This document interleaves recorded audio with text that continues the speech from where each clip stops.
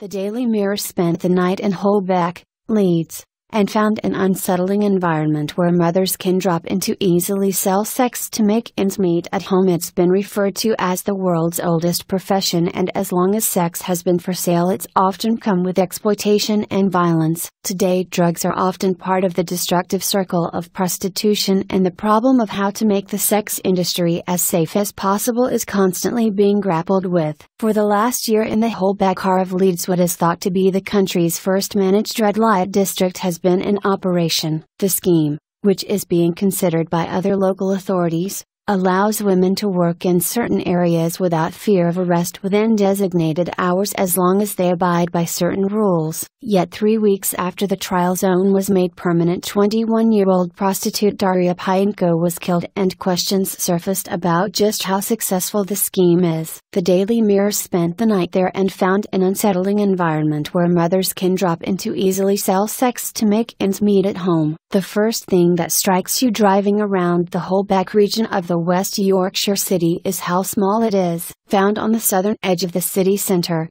the smattering of streets lead to, mostly, businesses and industrial units. Nearby there are signs of gentrification, smart gastropubs, a microbrewery and high-end office space, but the streets and cul-de-sacs that make up the red light area, while busy during the day, would not be an area most would walk at night. On a rainy, cold Wednesday, business isn't booming, but still the streets are busy with women waiting for the regular clients, usually passing in cars, and looking for new business. The zone operates from 7 p.m. 7 a.m. and at first the sex workers can be hard to see until you notice the telltale signs of women standing alone or in pairs outside despite the bitter cold. Kirsty and Catherine could both be found near the cash machine at the top of one of the roads, both dressed in black and wrapped up for warmth. A trio of younger, swarthier, women, who claimed to be from Hungary, stood under a bridge, switching sides of the road on occasion to watch traffic pass and speak into the window of pausing cars. Although they couldn't speak very good English, one of them indicated they knew each other and that they were watching out for each other. The trade itself is almost imperceptible unless you watch carefully. 1 minute a girl would appear to be standing by a set of railings or leaning by a wall,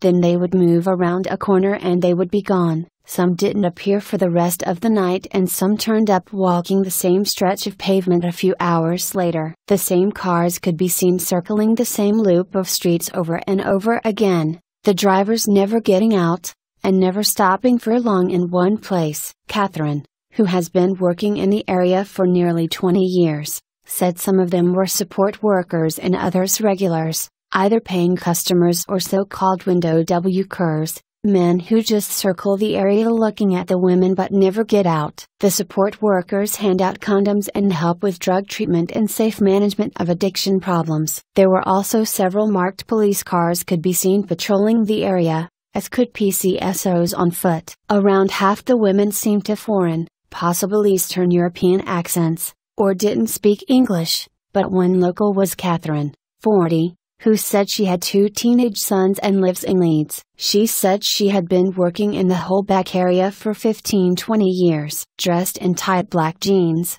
brown boots, a black and cream patterned blouse with a heavy black fur-trimmed coat and carrying a plastic bag, she said the new zone had made it easier for her to work. She said, "Since the managed area, it's better from my point of view anyway. It means we are allowed to work from 7 in the night to 7 in the morning. We get more protection by the police. I've no idea if they have put more CCTV in, I haven't heard yet, but I think they should." Speaking about her family and her situation, Catherine said, "I have 2 teenagers, but they don't know what I do. I first came down here with another girl about 18 years ago, to watch her back as she was only a young girl, about 18 or 19. It was a girl I was living with at the time, and I'd watch her get in the car and know what car it was. Then a security guard who worked down here said I'd pay her £20 for a bit of oral one night, and I did it. I had seen how much money she were getting and it just grabbed me in." Catherine explained she could make £100-200 depending how long she stayed out on the street for. "That would mean me going home in the morning though,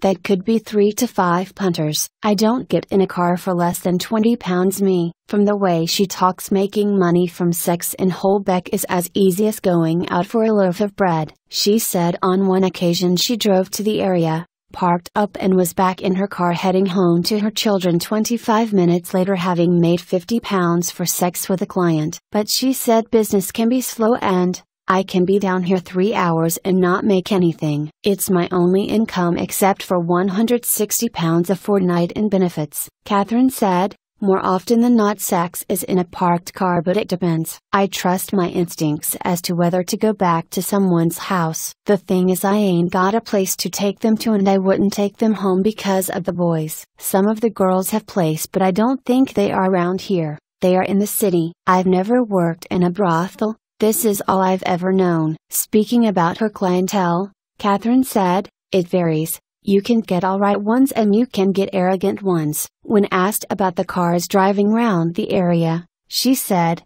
they don't all go physically with girls. Some drive round and have driven round for years. They just watch them. Window W curs we call them. There's no real pimps hanging around here. The mom of 2 said she used to be addicted to crack and heroin but isn't any longer, and explains she charges £20 for oral sex, £30 for sex and £40 for both, adding that depends on what customer you get though. She added, I was a receptionist before this, then I got into drugs. I was on crack and heroin then. A lot of the girls are on drugs. That's what drives them. I have been out every night before but not now. It's too cold. But I'm not forced out because of the drugs anymore, but some girls don't have it as easy as that. Catherine was working only a minute or so drive away from where sex worker Daria Pienko, 21, was found 2 days before Christmas. She had been violently assaulted and died a short time later in hospital. She said, I've never had any hassle from punters, touch wood. But I know people though, people who have been gang raped and all sorts. It's still a dangerous place.